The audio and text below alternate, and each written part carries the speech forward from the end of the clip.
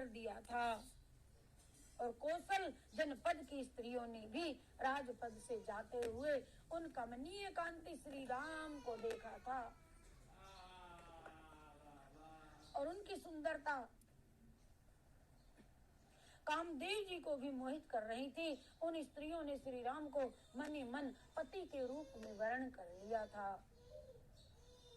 उस समय सर्वज्ञ श्री राम जी ने समस्त स्त्रियों के मन ही मन वर दे दिया कि तुम सभी ब्रज में गोपिका होंगी और उस समय में मैं तुम्हारी इच्छा पूर्ण करूंगा। और फिर सीता जी और सैनिकों के साथ रघुनाथ जी अयोध्या पधारे। जनकपुर की सभी गोपिकाओं को, बालिकाओं को यह वरदान दे दिया कि आपको द्वापर में गोपिका बन करके आपकी इच्छा पूर्ण महारास में करेंगे। फिर सीता और सैनिकों के साथ रघुनाथ जी अयोध्या में पधारे और यह सुनकर अयोध्या में रहने वाली स्त्रियां उन्हें देखने के लिए जब आई तो श्री राम को देख करके मैं भी उन पर मुग्ध हो गई।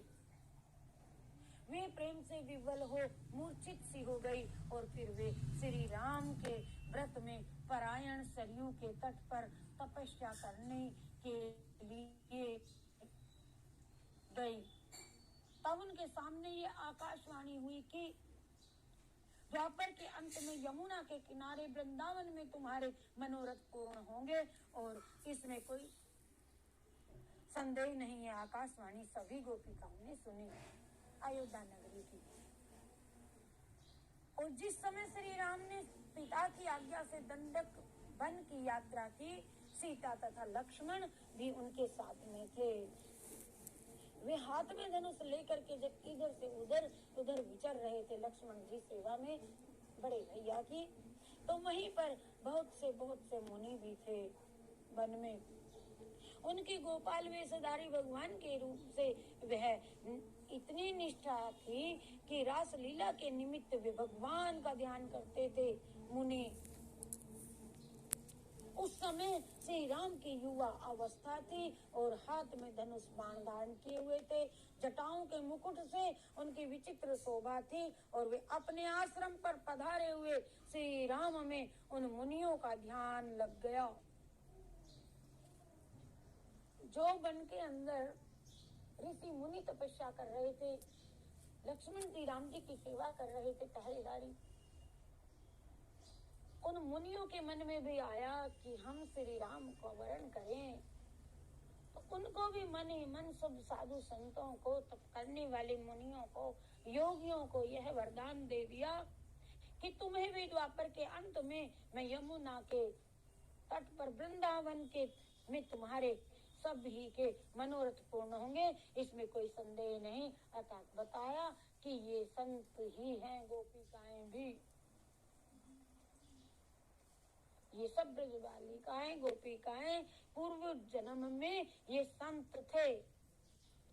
ऋषि लोग गोपाल वेशधारी भगवान के उपासक थे। वे सब जो अब गोपिका स्त्रियों का इन्होंने रूप लिया, कहते हैं स्त्री को चूल्हा चौका करना होता है। अरे ये जन्म तो उन्होंने श्री कृष्ण को प्राप्त करने के लिए लिया है।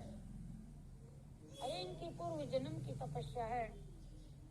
अतः दूसरे स्वरूप में आए हुए श्री राम को देख करके सबके मन अत्यंत आश्चर्य से हो उठे और उनकी समाधि टूट गई मुनियों की। और उन्होंने देखा तो करोड़ों कामदेवों के समान श्री राम दृष्टि गोचर हो गए।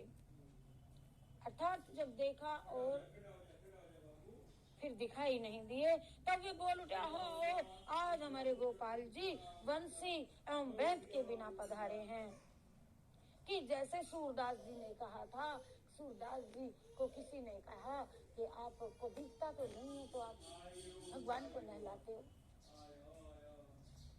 किसी उद्दंडी ने पूछ लिया कि बताओ आज कौन सा चोला ठाकुर जी ने पहना है। सूरदास जी गाते हैं और बताते हैं, अरे आहो आज मैंने देखा नंगा मनंगा।